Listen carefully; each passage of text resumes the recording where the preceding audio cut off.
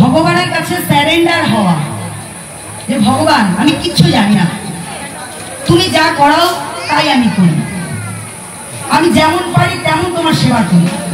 এই নববিধা ভক্তির মধ্যে কখনো শ্রবণম, কখনো কীর্তনম, কখনো অর্চনম, কখনো পাদসেবম, কখনো বন্দনম, কখনো স্তোত্রম, আর লাস্টে কি হয়, তারপর সক্ষম, তারপর লাস্টে আত্মনিবেদনম।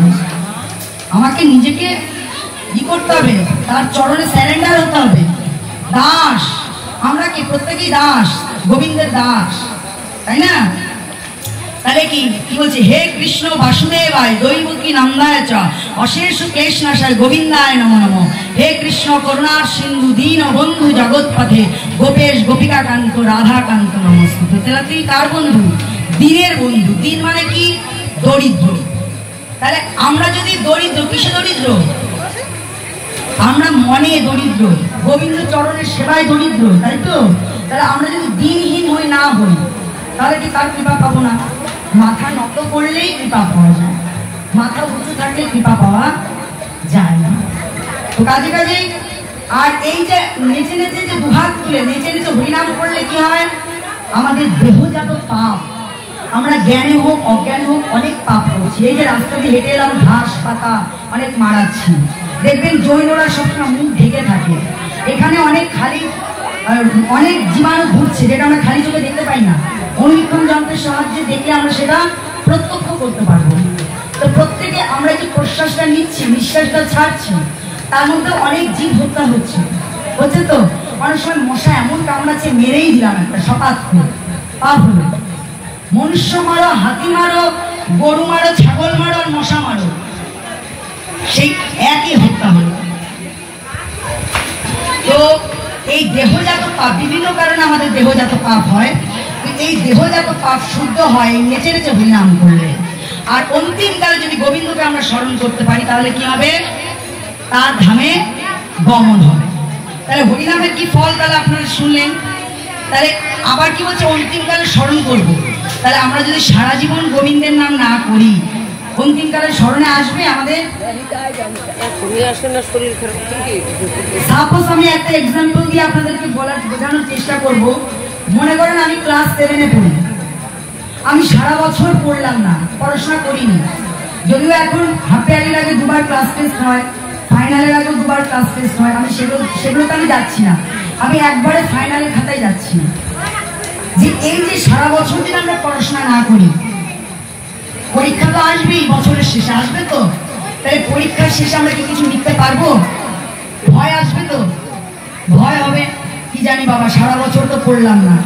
তাহলে এই সারা একটা বছর দিয়ে আমি গোটা জীবনের কথা বলছি, সারাটা জীবন আমরা হেলায় কাটিয়ে দিলাম, গোবিন্দ স্মরণ করলাম না।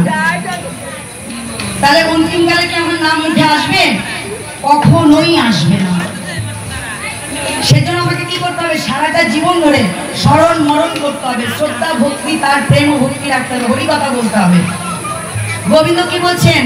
মৃত্যুর সময় 4টে জিনিস যদি সঙ্গে থাকে, সে সোজা ভগবান ধামে গমন, সোজা ভগবানের টিকিট, সে আপনার ডাইরেক্ট টিকিট কাটবে। কি কি 4টে জিনিস? কি কি বলছে? 1 মালা তিলক, 2 জীবিত অবস্থায় যদি বুকে গীতা দেওয়া হয়, 3 গঙ্গা জল মুখে যদি দেওয়া হয়, 4 যদি কানে কেউ হরিনাম দেয়।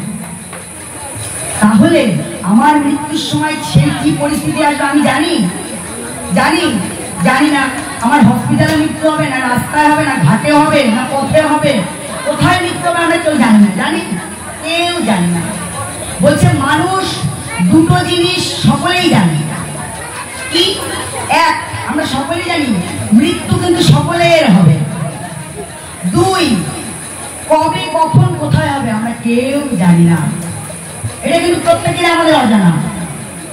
তাহলে বলছে অন্তিম সময় যদি এই 4টে জিনিস সঙ্গে থাকে, সে কি করবে? ডাইরেক্ট টিকিট গোবিন্দের চরণে স্মরণ, মানে গোবিন্দের চরণে ঠাঁই পাবে। কিন্তু আমি তো জানি না আমার কখন মৃত্যু হবে, কি হবে। কিন্তু গোবিন্দ আবার গীতাতে বলছে, 9ম অধ্যায়ে 34 নম্বর শ্লোকে, অষ্টাদশ অধ্যায়ে 65 নম্বর শ্লোকে ভগবান স্বয়ং বলছেন।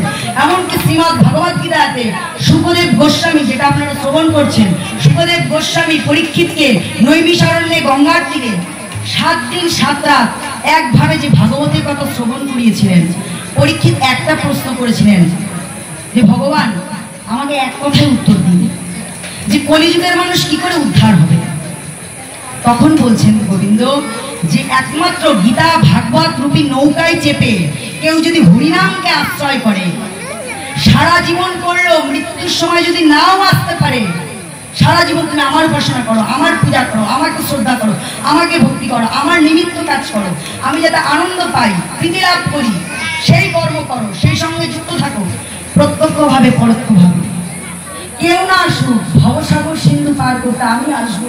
হরে কৃষ্ণ কৃষ্ণ কৃষ্ণ হরে হরে হরে